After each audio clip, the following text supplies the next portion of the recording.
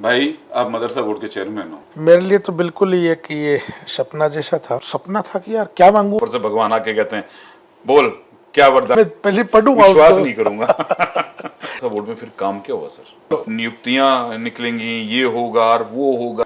इसी दरमियान मेरे को हटाने का आदेश आ गया। एक माहौल बन गया कि शरीफ और बदमाश का, जहाँ तक पर्टिकुलर कोई मेरी बात है।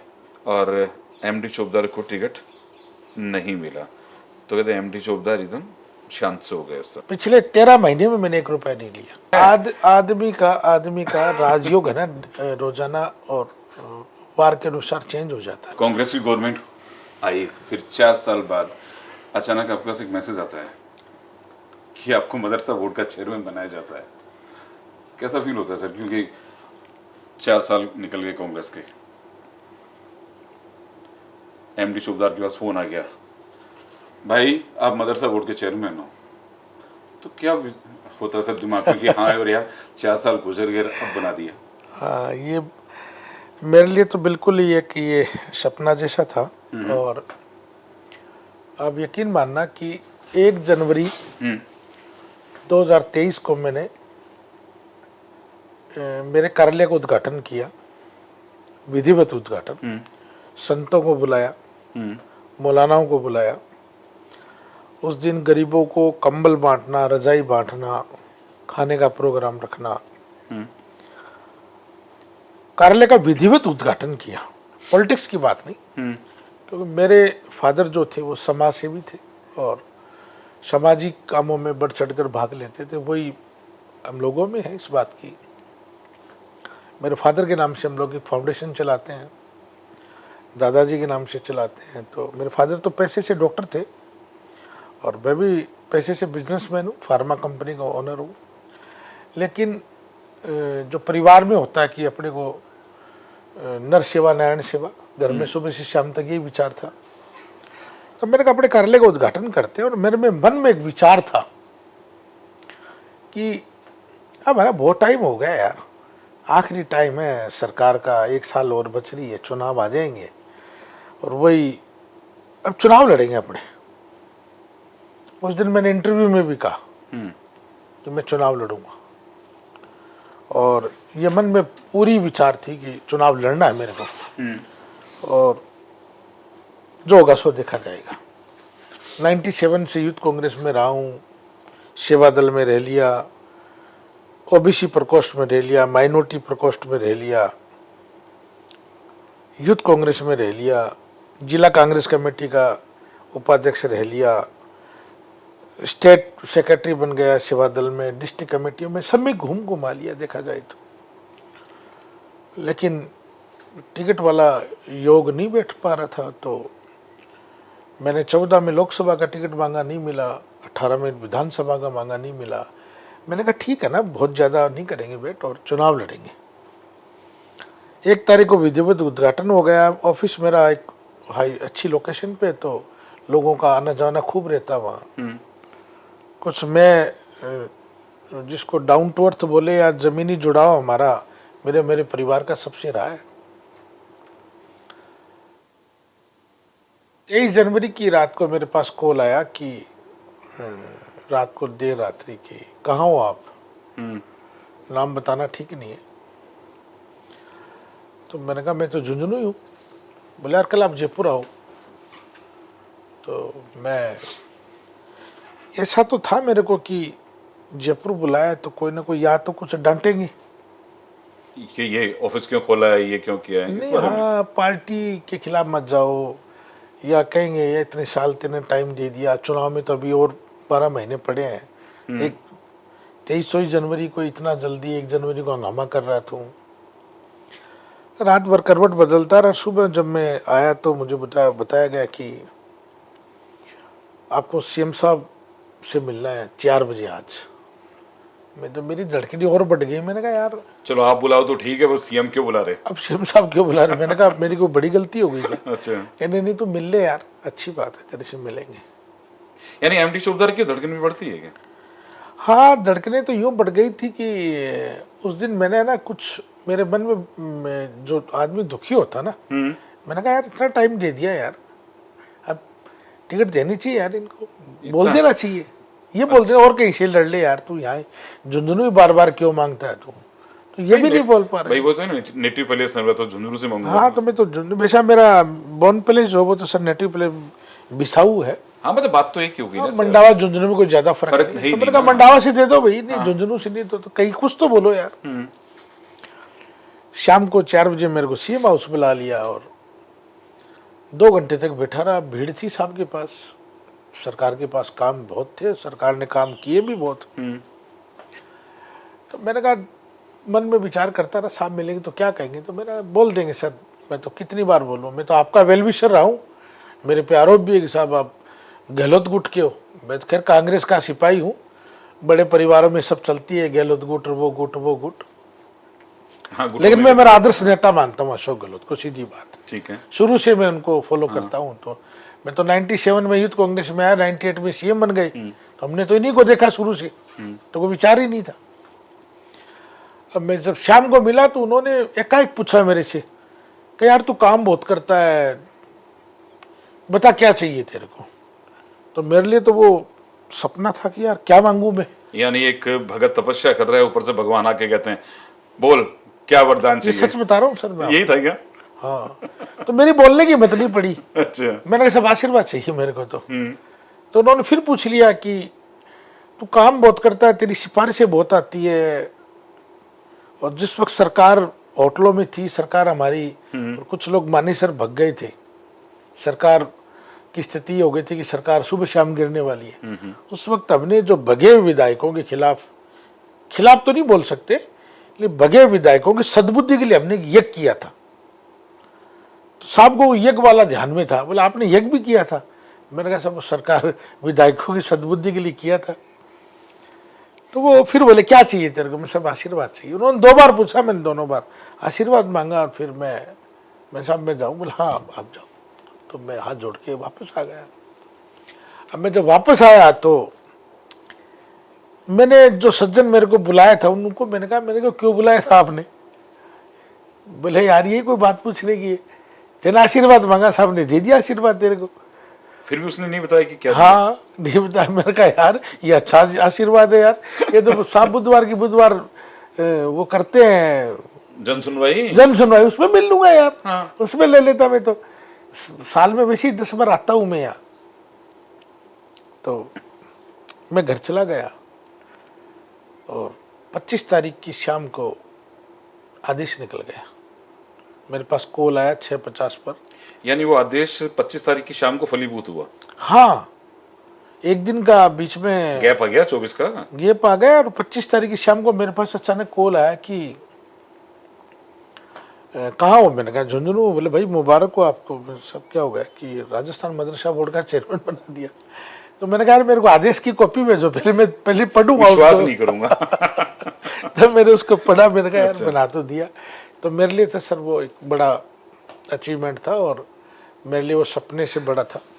और मैं जिला कांग्रेस कमेटी का अध्यक्ष बनने के लिए मैंने काफ़ी प्रयास किए थे। तो मुझे लग रहा था कि कहीं ना कहीं तेरे को एडजस्ट करेंगे, जिला अध्यक्ष बना सकते हैं। कोई डॉक्टर साहब जितेंद्र सिंह जी वापस इलेक्शन में जाना चाहते हैं, और कुछ उम्र का भी तकाजा है। कुछ डॉक्टर साहब भी चाहते थे कि मैं यार 5 साल रह लिया बना, प्रोसेस चल भी रहा था, डीसीसी का प्रोसेस चल भी रहा था। तो मुझे लगा कि शायद अपने को बना सकते हैं, चूरू झुनू सिक्कर में माइनॉरिटी को कहीं ना कहीं सेटल्ड करेंगे। तो मेरे मन में तो वो था, मुझे पता नहीं था प्रदेश में इस तरह की पोस्ट भी देंगे क्या। कहाँ जिलाध्यक्ष, कहाँ सर? वो भाग्य का खेल है। और मैंने सर बनने के बाद ये कोशिश की कि जिस पद पे मुझे भेजा है उस पद की गरिमा को बना के रखो। पर सर एक बात बताइए, साल भर पहले आपको बनाते हैं, 6 महीने बाद चुनाव की तैयारी हो जाती है। सर फिर बात मदरसा बोर्ड की बात कर रहा हूँ, मदरसा बोर्ड में फिर काम क्या हुआ सर? नहीं मैं वही क्यों मैंने भी उसमें देखा ना कि साल भर तक है, और बाद में सर काम क्या होगा, फिर यही पूछ रहा था। क्योंकि बाद में देखिए मदरसा बोर्ड का चेयरमैन बनते ही सर लोगों की है ना आशाएं हो जाती हैं कि अब तो एमडी चौकीदार बन गए हैं, हो गई आशाएं, अब नियुक्तियां निकलेंगी, ये होगा और वो होगा और कई चीज होगी। तो फिर सर काम कहाँ होता है इतनी साल बनने बाद? मैं मानता हूँ पॉलिटिकल अपॉइंटमेंट जो होते हैं वो 3 साल की नियुक्तियां होती हैं, जो भी अपॉइंटमेंट होते हैं। मैं मानता हूँ कि सरकार ने लेट की नियुक्ति, हाँ। लेकिन मेरी नियुक्ति जिस वक्त हुई उस वक्त काम बहुत थे। मेरे आने के बाद में हमारे मदरसा पैरा टीचर की सैलरी 11,600 रुपये करीब थी, वो 16,900 रुपये करवाई। यानी अपने 4,000 कुछ रुपए बढ़वाए। नहीं 6 से 7,000 7,000 7,000 रुपए। हाँ। 16,900 रुपये करवा दी। नया कॉन्ट्रैक्ट जो एक्ट बना उसके अंदर उनकी दोबारा नियुक्ति पत्र जारी किए। एक इनकी परमानेंट होने की रिक्वायरमेंट थी, उसका मुझे दुख है कि नियमित होना सरकार ने आखिरी वीक में, यानी आचार संहिता के 5 दिन पहले उसके आदेश निकाले। अगर वो आदेश 50 दिन पहले निकाल देते तो आज इनका सबका भला हो जाता। वो फाइल अटक गई, अटकी पड़ी। एक हमारा मेरे आने के बाद में 12 साल 11 साल बाद भर्ती निकली 6,843 पदों की। मुझे बड़ा दुख है कि वो उसकी भी आदेश आचार संहिता के 1 सप्ताह पहले निकाले। हालांकि हमने निविदाएं निकाल दी, सब कुछ कर दिया था, पेपर में एडमिट देना था, वो सब कर दिया था, लेकिन आचार संहिता ने के बाद उस पर ब्रेक लगा दिया। और आज चुनाव हुए, 6 महीने हो गए, लोकसभा के चुनाव भी चले गए, अभी तक वो भर्ती नहीं निकली। तो आपने गवर्नमेंट से बात की? नहीं, बता रहा हूँ मैंने बात भी रखी है। दोबारा मैं अशोक गहलोत जी से मिला हूँ, मैं दोबारा भजनलाल जी के यहाँ मैंने मैसेज किया है, मैंने चीफ सेक्रेटरी साहब को कहा है, हमारे प्रिंसिपल सेक्रेटरी को कहा है। तो वो दुख है मेरे को, 2 बड़े काम हमारे अटक गए। लेकिन मैं कोशिश करूँगा कि ये जो बजट 17 जुलाई में सरकार का आएगा उसमें मैं कोशिश करूँगा। सर एक बात बताइए, आप अभी स्टे लेके जैसे आए वापस, तो क्या गवर्नमेंट आपकी सुनेगी क्या सर? ये बड़ा सर वो होता था कि आपकी कांग्रेस गवर्नमेंट में आपको अध्यक्ष बनाया और बाद में आप चलिए आपको काम करने का था, तो आपने स्टे ले लिया क्योंकि आपको लोगों के लिए काम करना है।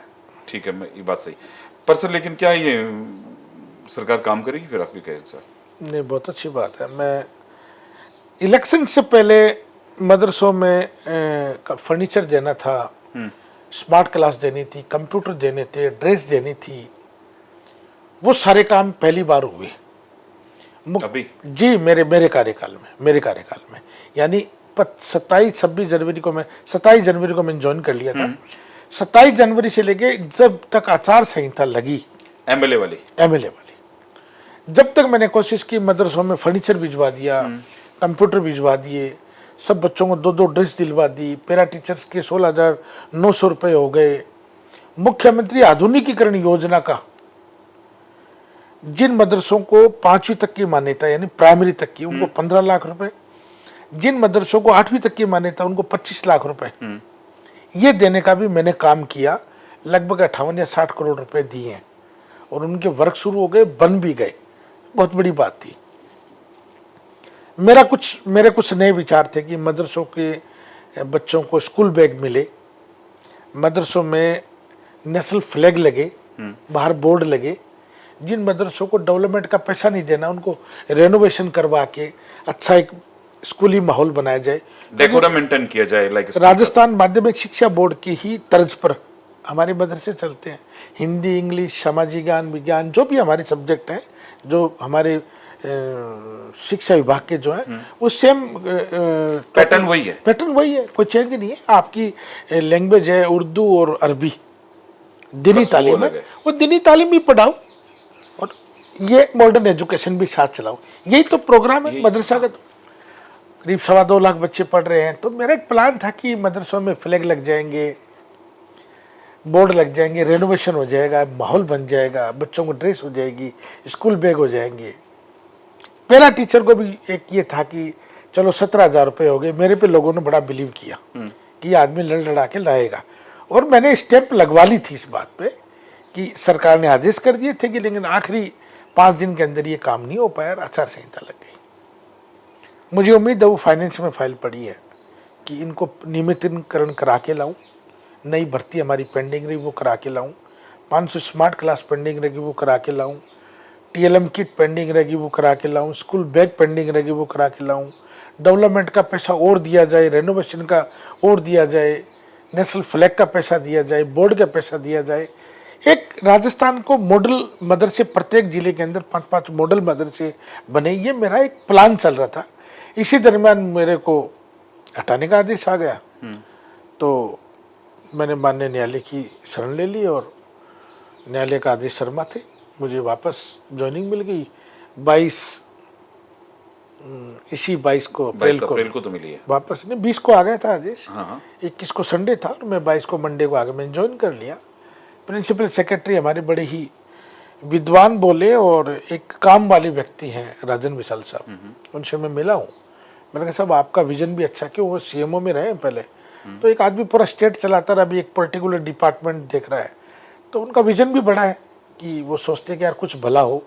तो मैंने मेरी भी कुछ उनको बातें बताई है, वो भी चाहते हैं कुछ डिफरेंट काम हो। तो मुझे लगता है कि जो काम रुके हुए हैं वो नई सरकार में हो जाएंगे, उम्मीद है। चाहे लड़ना पड़े, काम जो आराम से हो जाए, लड़ने की जरूरत नहीं रहेगी। अभी सीएम साहब भी बिजी थे, भजन लाल जी। अच्छा। मैंने 2-3 बार टाइम मांगा, तो कल ही मुझे कोई कह रहा था कि झारखंड से वो हाँ। रांची थे कहीं, तो वापस आए। तो चुनाव और अभी क्या है कि 4 जून तक भागादौड़ी रहेगी और सीएम है। हाँ, वो आचार संहिता है, तब तक तो वैसे ही सर कोई काम तो नहीं मैंने कहा 4 जून के बाद में मैं आराम से उनसे मिलूंगा, बात रखूंगा। सब बजट घोषणाएं हैं, नियमितीकरण करना सरकार का आदेश था, नियुक्त नई भर्ती निकालना सरकार की बजट घोषणा है, 500 स्मार्ट क्लास बजट घोषणा है। तो ये सब पूरी कर दो, तो मिलकर मैं बात रखूंगा मेरी। तो मुझे उम्मीद है तो लोग एक कहते मतलब आत्मा को शांति सी होगी। हाँ, मैंने काम किया। मैंने कहा सर अभी इलेक्शन हो गए लोकसभा वाले, चलिए आप तो उसमें बिजी थे, लेकिन सर जितनी आपकी वो होती है, क्या कहते हैं, भागीदारी, इस बार नहीं दिखी सर झुंझुनू में। झुंझुनू का इलेक्शन तो बड़ा डिफरेंट था, आपको पता है। झुंझुनू में दोनों पार्टियों का इलेक्शन ही नहीं था। एक माहौल बन गया कि शरीफ और बदमाश का। विजेंद्र जी की एक छवि शरीफ वाली है, इसमें कोई दो राय नहीं, और है भी, आप तो झुंझुनू से हैं, है भी इमेज। तो लोगों का मन था वोट देने का और लोगों ने मन से वोट दिया अब की बार। और दूसरा एक हमारे पे पूरे कांग्रेस के ऊपर आरोप था कि सारे विधायक एक जगह नहीं है, तो अब की बार तो हम सारे के सारे एक जगह थे। जहाँ तक पर्टिकुलर कोई मेरी बात है, मैं आप ही पे टारगेट कर रहा हूँ। तो मदरसा बोर्ड का चेयरमैन बनने के बाद में ये ईश्वर की कृपा है कि बाड़मेर से उमेदवार राम जी चुनाव लड़ रहे हैं, हमारे कांग्रेस के कैंडिडेट हैं, भले शरीफ इंसान है, माइनॉरिटी का बड़ा वोट बैंक है बाड़मेर, जैसलमेर, बालोतरा में, तो उनके लिए चला गया। फिर मैं संगीता बेनीवाल जी हमारे साथ पिछली सरकार में पॉलिटिकल अपॉइंटमेंट उनका भी हुआ था, तो पाली चला गया, जोधपुर चला गया। हनुमान बेनीवाल जी हमारे जो इंडिया गठबंधन के कैंडिडेट है, तो नागौर चला गया। तो ये जो पूरे राजस्थान में जहाँ जहाँ मुझे जाने का मौका मिला, जहाँ जिन लोगों ने याद किया, तो उनके लिए गया। यानी पूरा राजस्थान देखा? पूरा राजस्थान तो नहीं बोल सकता, लेकिन 5-6 लोकसभा में गया हूँ। जालोर भी जाके आया हूँ, वैभव जी के यहाँ भी जाके आया हूँ, क्योंकि माइनॉरिटी जालोर के अंदर भी, सांसौर में भी है, रानीवाड़ा में भी है, जालोर प्रॉपर में भी है, और इस तरह माइनॉरिटी बिखरी हुई है चारों तरफ। लेकिन जहाँ जहाँ माइनॉरिटी का वोट है, हम तो माइनॉरिटी को ही बोल सकते हैं कि कांग्रेस को वोट देना है, तो सबके लिए गए। एमडी चौबदार की जब बात आती है कि एमडी चौबदार चुनाव लड़ने के इच्छुक थे और एमडी चौबदार को टिकट नहीं मिला, तो कहते एमडी चौबदार एकदम शांत से हो गए उस समय कि ना कहूं से दोस्ती ना कहूं से बैर, अपना बस काम करते गए। पार्टी का वर्कर कोई आया, पर लेकिन सर वो शांत चुप्पी, जो कहते हैं कि आपको टिकट नहीं दी, फिर वो जो चुप्पी है ना सर, वो कई चीजें इंगित कर देती है। क्या एमडी चौबदार हमारे साथ नहीं है? जो कार्यकर्ताओं को दिमाग में चीज आती है ना सर, क्या एमडी चौबदार हमारे साथ नहीं है? इसका जवाब मैं तो ये दे सकता हूँ कि 2023 का जो विधानसभा का चुनाव था, मैंने फिर टिकट मांगी है, लेकिन मुझे प्रभारी महोदय ने ये कह दिया, जो हमारे अभी गुरदासपुर से कैंडिडेट भी हैं, रंधावा साहब, हाँ, बड़े एक्टिव आदमी हैं, बड़े लर्नर्ड है, बड़े घूमने वाले हैं, ऐसा नहीं है कि वो कहीं बैठने वाले हैं, बहुत एक्टिव पर्सन है। उन्होंने मेरे को यार माइनॉरिटी सीट देख ले यार तो कोई, तो मैं तिजारा पे मैंने फोकस कर दिया कि तिजारा से लड़ लेता हूँ, क्योंकि कांग्रेस वहाँ 2 बार हार गई थी। संयोगवश मुझे वहाँ टिकट नहीं बैठ पाई वहाँ भी, तो दुख तो था मेरे को, लेकिन मेरे छोटे भाई इमरान को टिकट मिल गया वहाँ। संयोग से वो भी चुनाव हार गया बाबा बालकनाथ जी के सामने। 2-3-4 हजार वोटों का खेल था। माइनॉरिटी बाहुल्य पूरा क्षेत्र है वो, अकेले कोई समाज से चुनाव नहीं जीता है, सभी की वोट चाहिए। लेकिन खैर वो उनका भाग्य का खेल है, वो चुनाव हार गया। तो मेरा ज़्यादा टाइम वहाँ था। लोकसभा में अब की बार राजस्थान का ऐसा कोई चुनाव नहीं हुआ, मुझे नहीं लगता, जहाँ तक मेरा सोच है, कि राजस्थान की लगभग 7-8 ऐसी लोकसभाएं बोल सकता हूँ। मुझे याद है कि चाहे बरकतुल्ला खान साहब हो, चाहे अबरार अहमद साहब हो, चाहे आपके हबीबुर रहमान साहब हो, चाहे सईद गुडेज साहब हो, चाहे आपके कैप्टन अयूब साहब हो, चाहे रफीक मंडेलिया हो, उस्मान आरिफ साहब हो, इन्होंने सबने राजस्थान में भाग्य आजमाए हैं लोकसभा में। अजरुद्दीन साहब हो कैप्टन सवाई माधोपुर से, 8 मैंने करीब नाम गिना दिया आपको। लेकिन मेरी जो लोकसभा, झुंझुनू लोकसभा, वो एक ऐसी पहली, अभी तक तो आखिरी है वो, कि जहाँ से कोई माइनॉरिटी का बंदा लोकसभा में 2 बार निर्वाचित होके गए, चुनकर गए 2 बार गए। अयूब साहब गए।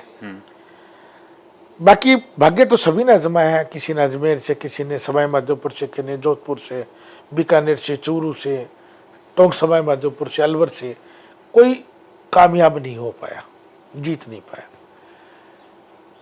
और भले ही चुनाव हार गए हों, लेकिन कांग्रेस 25 में से 1 टिकट माइनॉरिटी को देती आई है।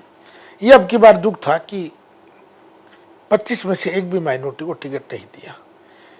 पब्लिक हमसे सवाल करती है, क्योंकि हम आज किसी पद पे बैठे हैं, तो सर सवाल तो कांग्रेस के पद पे बैठे, तो लोग पूछते हैं एमडी भाई टिकट क्यों नहीं दिया। तो ये जवाब तो भले ही मैं कितना भी घुमा फिरा के दूं, लेकिन दुख मुझे खुद को भी है। मैंने बड़े लीडरों को भी कही है बात जाके, मैंने दिल्ली हमारे इमरान प्रतापगढ़ी साहब को भी कही है, मैंने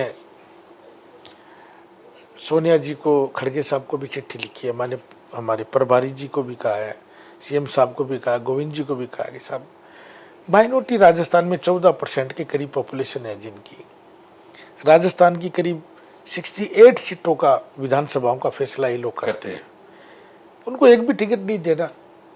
तो ये जवाब आता है कि साहब माहौल अच्छा नहीं है, हार जाएंगे तो क्या 25 के 25 थोड़ी जीत जाएंगे, बाकी हार जाएंगे, हमारा भी एक हार जाएगा। लेकिन वो अब नहीं दी तो नहीं दी, विरोध तो है, माइनॉरिटी में दुख भी है, मेरे को दुख है, मैं तो बोल के आया हूँ इस बात को। एमडी चौबदार को अगर आप एक शब्द में, एक लाइन में क्या कहेंगे? एमडी चौबदार क्या है?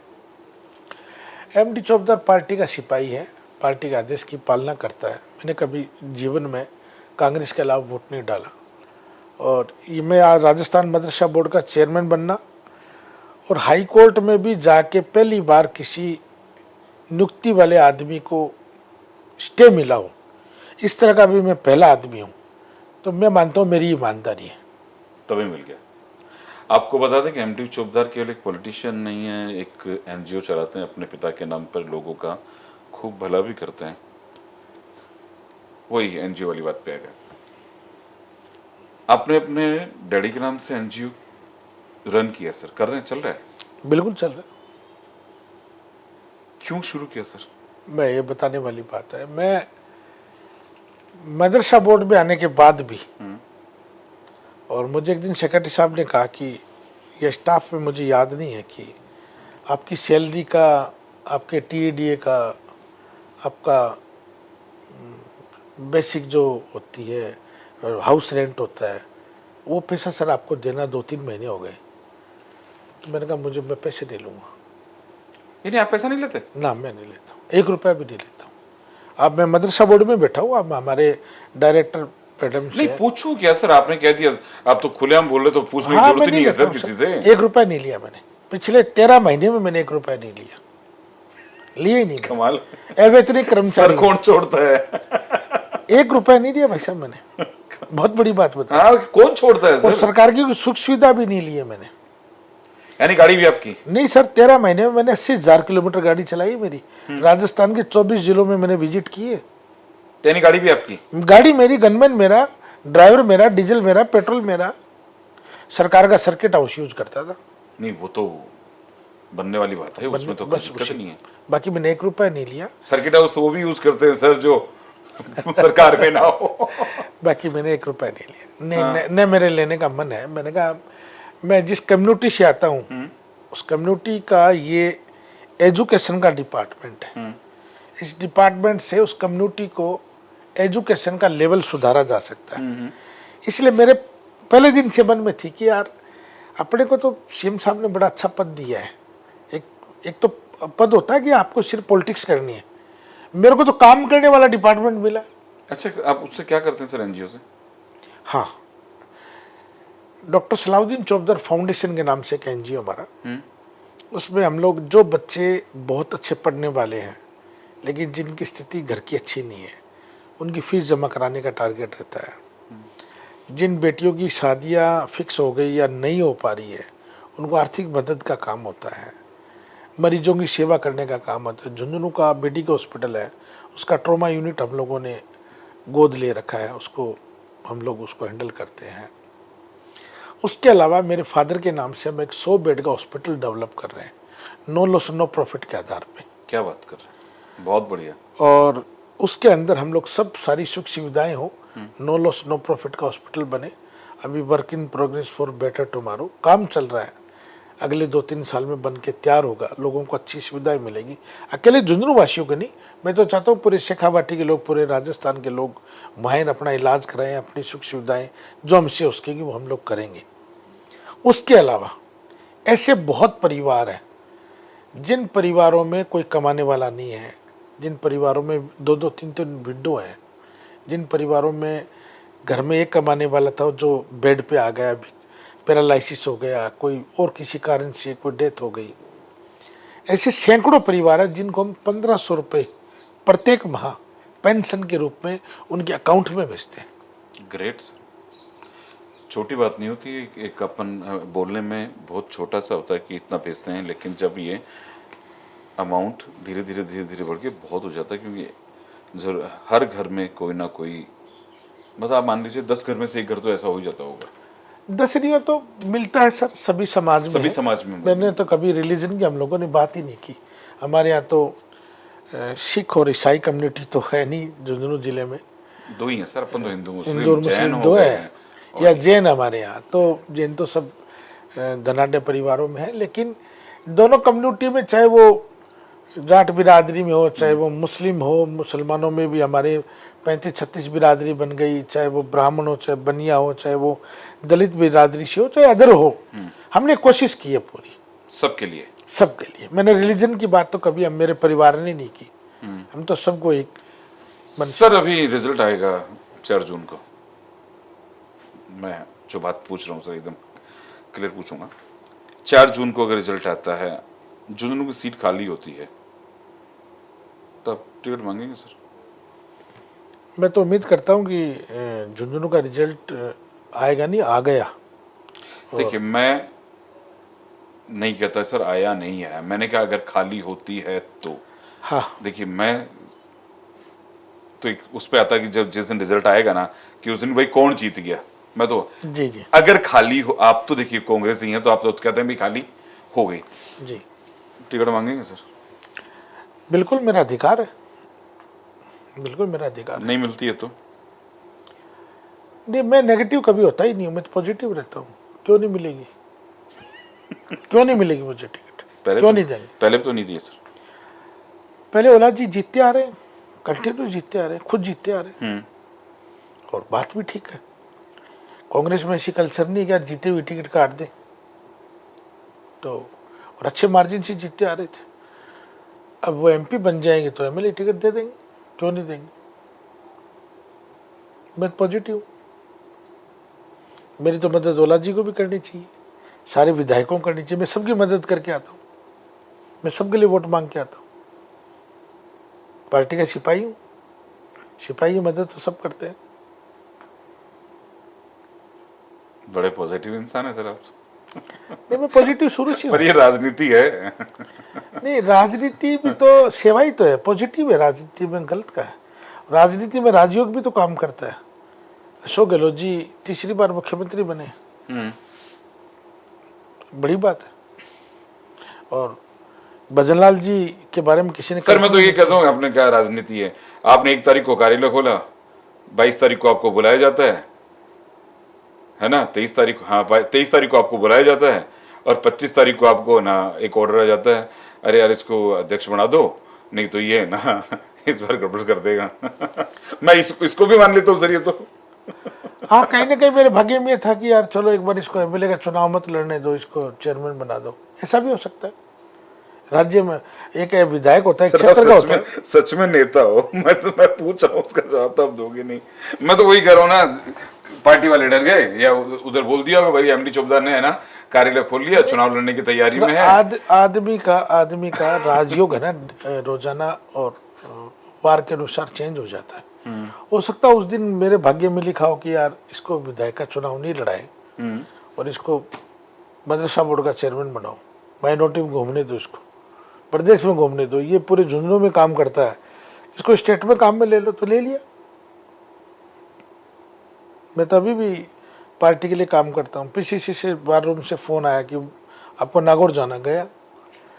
बाड़मेर से फोन आया, उमेदराम जी चुनाव लड़ रहे हैं और बड़ा त्रिकोणीय संघर्ष है, माइनॉरिटी के लिए आना। इमरान प्रतापगढ़ी जी स्पेशली प्रोग्राम बना के अपने बिजी शेड्यूल में से और 2 सभाएं की हमने उनकी, गागरिया और सेडबा, 20-20 लोगों की सभाएं थी। लोग कह रहे हैं अब साहब कि उमेदराम जी चुनाव जीतेंगे, तो मैं तो खुश उस चीज़ से कि यार अब जहाँ जाए चुनाव जीत के आए। मैंने विधानसभा चुनाव में मुझे टिकट नहीं मिली, मैं दुख था मेरे को, यार गलत हो गया यार, कब देंगे, अपनी बुढ़ी हो जाएंगी फिर देंगे।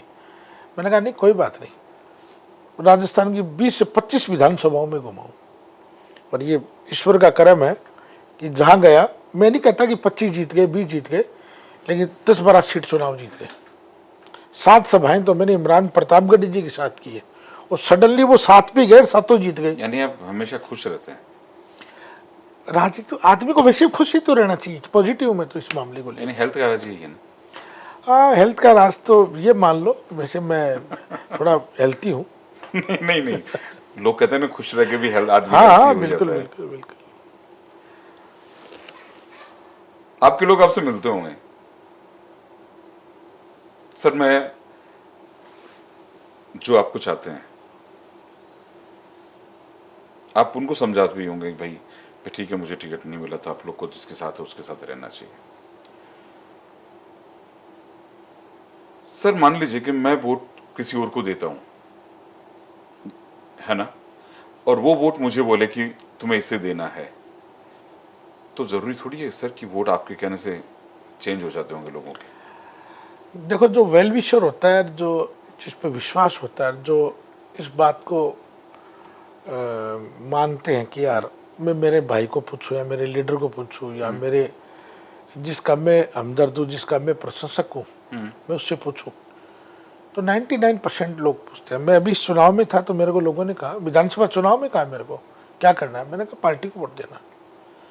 आज जो भी हम पार्टी के पीछे हैं, पार्टी की वजह, हम लोग आज पार्टी की वजह से तो होता क्या है कि चलिए आप तो वेलविशर हैं, पर होता क्या है सर, चलिए आप तो बाहर चले गए, आपने कहा कि मैं लोकसभा चुनाव में बाहर चला गया, भाई जाना था, लेकिन पॉइंट ऑफ आउट कहाँ होता है, यार वो मीटिंग थी, एमडी चौबदार वहां नहीं दिखे, एमडी चौबदार किसी सभा में नहीं दिखे, एमडी चौबदार यहां नहीं दिखे, एमडी, फिर क्या होता है सर कि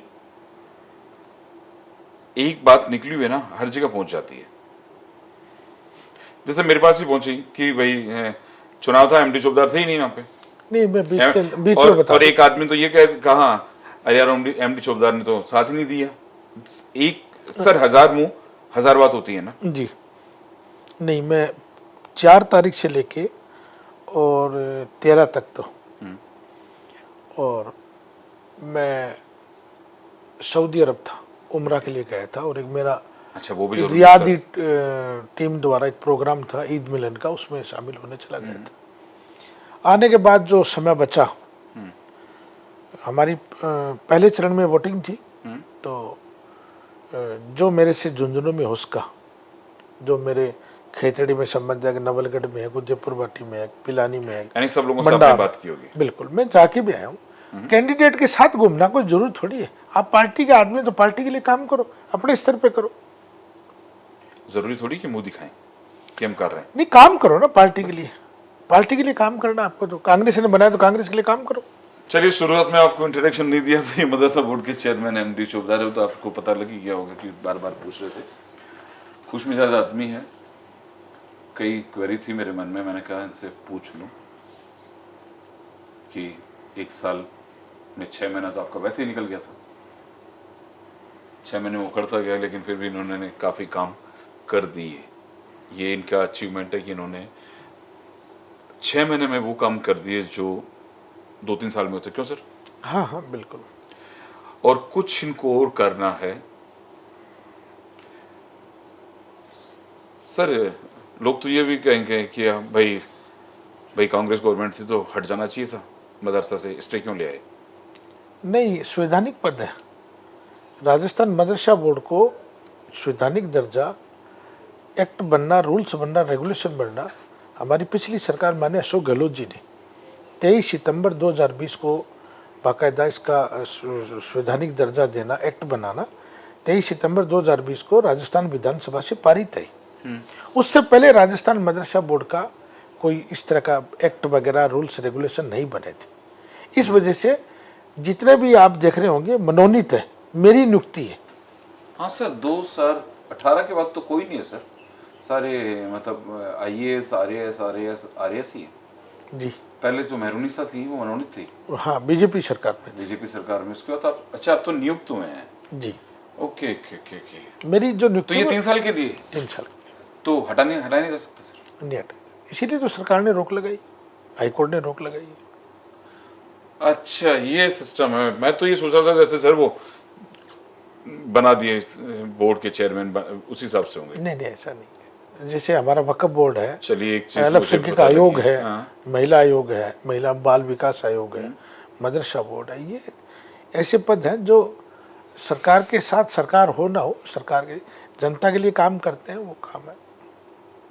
जब हमारा कार्यकाल पूरा हो जाएगा हम चले जाएंगे। और चलिए हम तो अवैतनिक कर्मचारी हैं भाई, हम सरकार से कोई पैसा थोड़ी ले रहे हैं। सरकार को हमारे से बढ़िया 24 घंटे काम करने वाला एक सिपाही मिल रहा है, तो अशोक गहलोत जी करवा रहे थे, भजनलाल जी को करवाना चाहिए, क्या दिक्कत आ रही है? चलिए सर, आपसे आज बहुत खुशनुमा माहौल में बात हुई, आपसे आपकी दिल की बातें भी पूछ ली, कुछ क्वेश्चंस मेरे दिमाग में थे, मैंने वो भी आपसे पूछ लिया। अच्छा लगा। हम तो चाहते हैं कि मदरसा बोर्ड को आप एक बहुत ऊंचाइयों पे ले जाएं, और जितने भी मदरसे हैं उसके अंदर जो आप बदलाव करना चाहते हैं अच्छे वो सभी हो। नमस्कार। थैंक यू सर, बहुत बहुत शुक्रिया।